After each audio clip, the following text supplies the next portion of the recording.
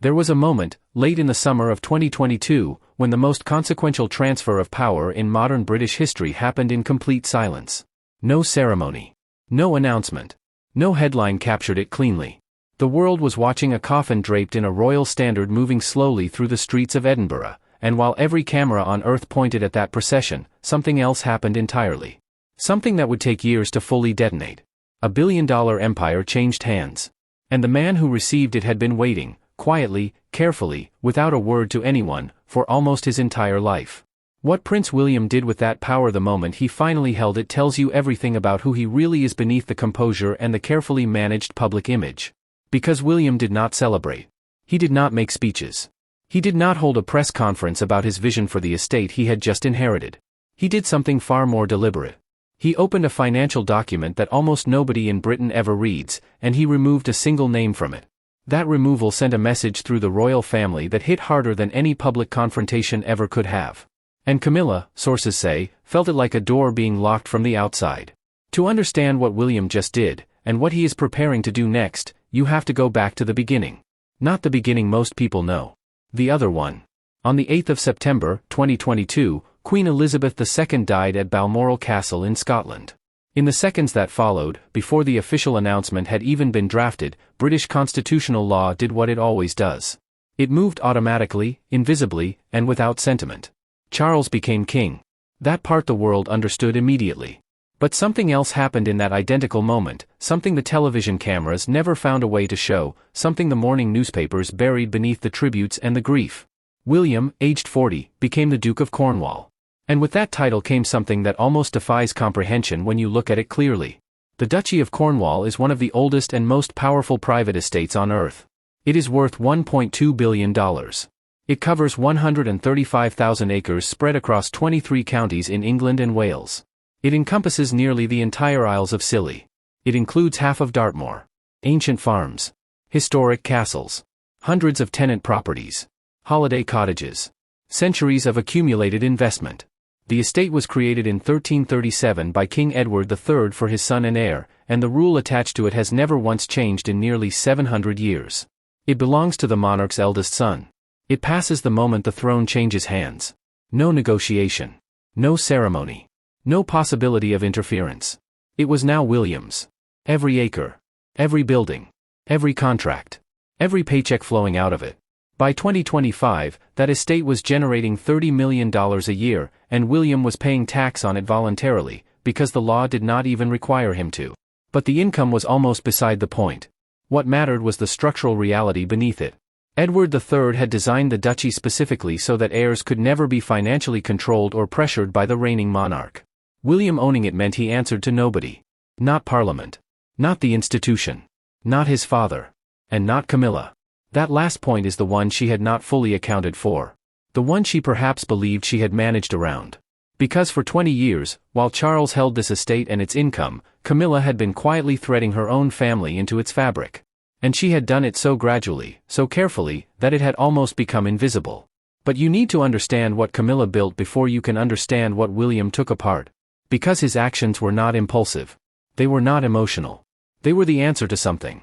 And that something had been accumulating for a very long time. Before Charles married Camilla in April of 2005, William and Harry went to their father privately. They made one request. A single, specific, reasonable request. Harry later wrote about it in his memoir. They told Charles that they supported him, that they endorsed Camilla, that they would welcome her into the family, that they would say nothing publicly against the relationship. They asked only for one thing. Please do not marry her. Be together. But do not make it a wedding. Because a wedding would drag their mother's name back through every newspaper in Britain. It would force the country to weigh Diana against the woman who had been in her husband's bed throughout her marriage. And both of her sons knew what that comparison would cost. Charles listened carefully to both of his sons. And then he married her anyway. Buckingham Palace, in response to the public unease, made an explicit announcement. When Charles became king, Camilla would be known as Princess Consort. She would not be queen. That was the commitment. That was the arrangement William agreed to accept, because there was nothing else he could do. He attended the wedding. He stood where he was told to stand. He shook the hands he was supposed to shake. And somewhere beneath all of it, he kept a record of every promise that had been made. In February of 2022, buried inside a message Queen Elizabeth released marking her Platinum Jubilee, a decision appeared that most people did not fully absorb. The Queen announced it was her sincere wish that Camilla be known as Queen Consort when Charles eventually took the throne. The public read it as a gesture of acceptance. Those close to the palace read it differently. This was not warmth. This was containment. The Queen was dying and she knew it. She could see the storm approaching. One insider described her thinking with blunt clarity. She was not blessing Camilla. She was managing something she feared. In private, the Queen had used a word about Camilla that never reached the press. She had called her dangerous. And in those final months, watching her own strength fail, she made a calculation. Give her what she wants now, while there is still someone powerful enough to define the terms. It was the decision of a woman trying to set a controlled fire before an uncontrolled one could start. Then came the coronation. May 2023. And the word consort quietly disappeared. Camilla was no longer Queen Consort. She was simply Queen. The title both princes had once made clear would never happen. And it had happened completely. William said nothing publicly. He stood where the cameras required him to stand. But sources described his private response in one word. Resentment. Deep, patient, carefully concealed resentment. One source put it plainly. William is more diplomatic than Harry. He has learned to disguise what he feels. But the way Camilla moved through this family has not been forgotten and it has not been forgiven.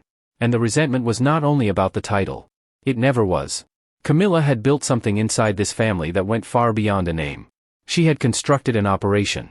When she wanted Charles to view William or Harry in a particular light, she went to him privately. She shaped his understanding of his own son slowly, from the inside, in rooms where nobody else was present.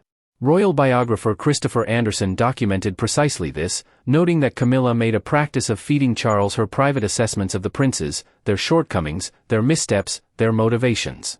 And then there was the press. Camilla had built relationships with key British journalists over years, and her operation used those connections with surgical precision. Stories that made her look compassionate appeared at the right moments. Stories that made others look difficult appeared at the right moments too. Her team planted the story that Meghan had made Kate cry in the days before the 2018 wedding.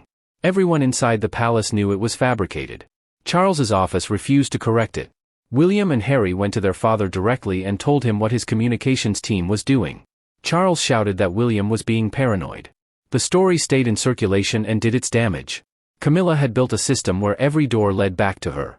And while she was building it, she had been very careful to make sure the people closest to her were positioned somewhere they could not easily be moved.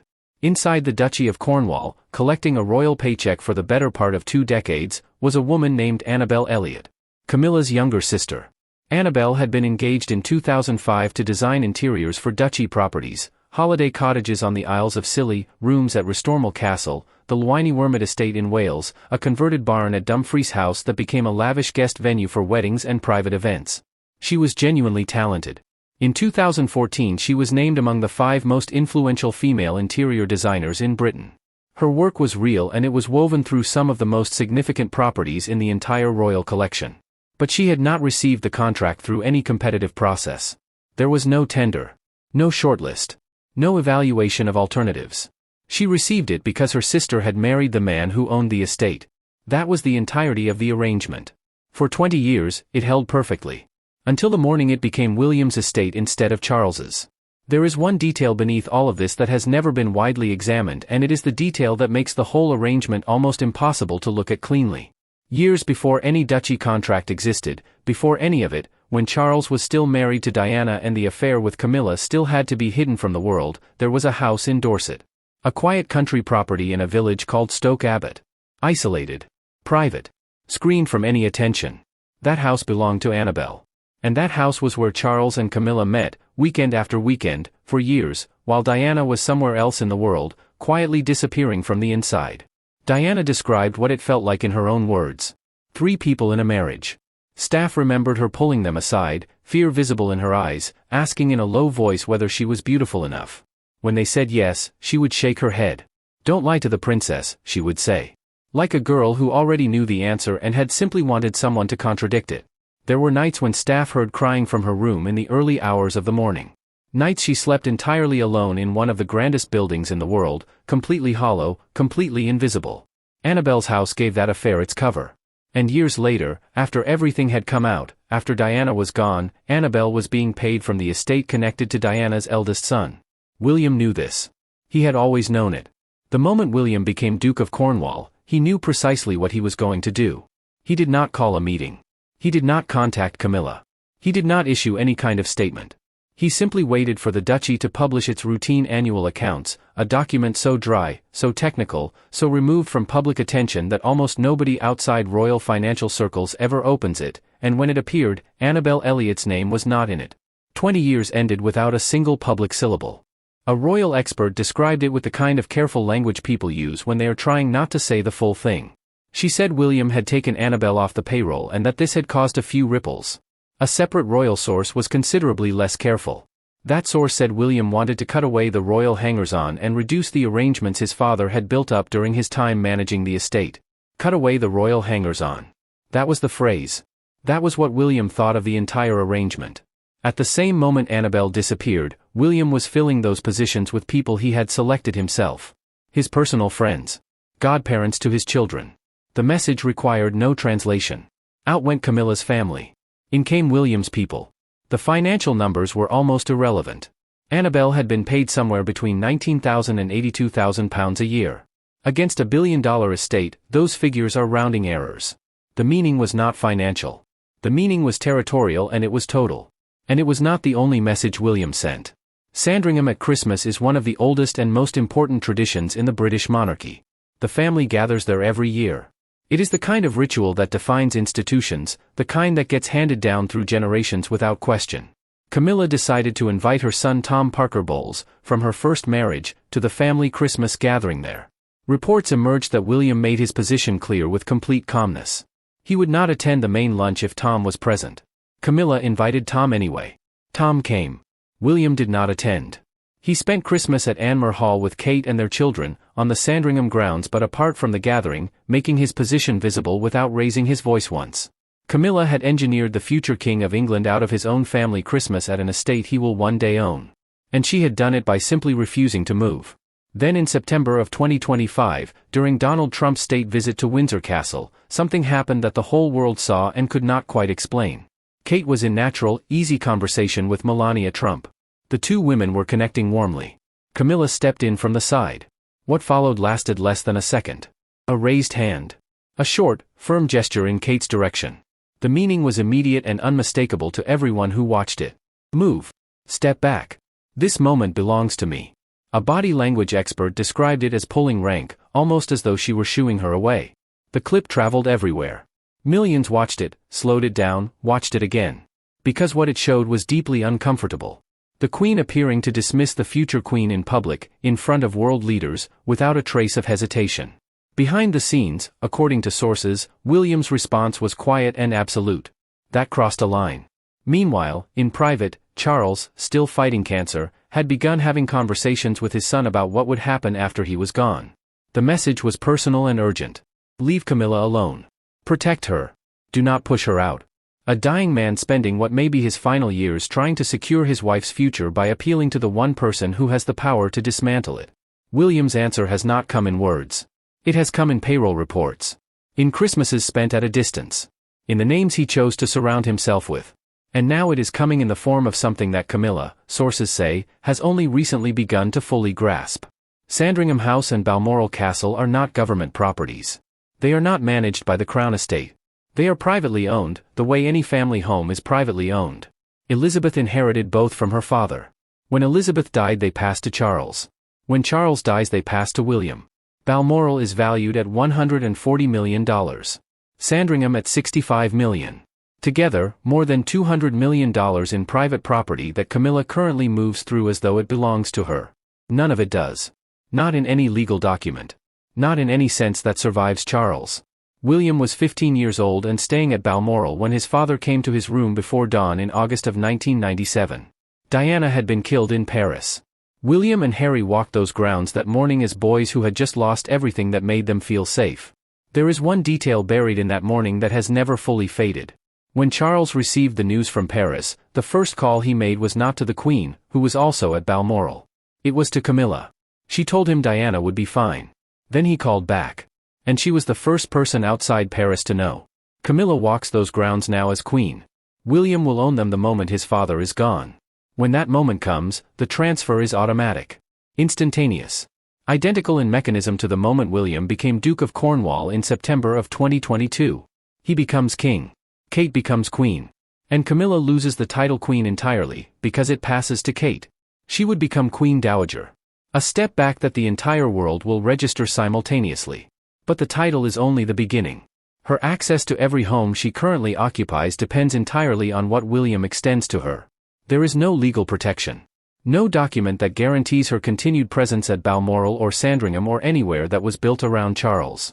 She will be a guest if William decides to treat her as one. And here is the detail that makes her position almost impossible to recover from. Camilla once had a private property entirely her own. She sold it. She said she wanted to commit fully to her role beside Charles. But the consequence of that decision is irreversible in a way that no title or public position can correct. When Charles is gone, Camilla will have no private property anywhere. She will live wherever William decides she should live. The woman who spent 20 years building the most sophisticated operation inside the most powerful family in Britain, who shaped what a king thought about his own sons, who managed the press, who threaded her family into a billion-dollar estate, who replaced one royal promise after another with the outcome she had always wanted, will sit and wait for a decision from the man whose mother she helped destroy. She built the mechanism herself. Every piece of it. And now it has closed around her.